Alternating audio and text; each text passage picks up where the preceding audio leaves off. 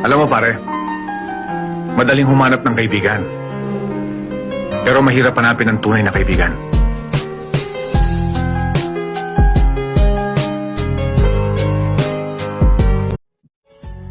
Mabuti kang tao, pero mababaw ang pananampalataya mo. Ilang ulit ka nang ibinalik ng tadhana sa tamang landas, pero pilit mo yung sinusuway. Hindi mo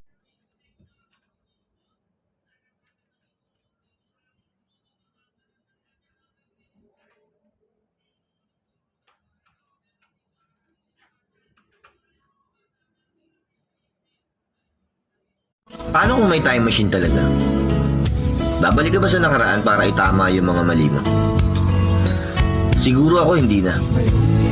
Kasi dahil sa mga mali kong yun, marami ako natutunan. At kung bakit ako matatag ngayon,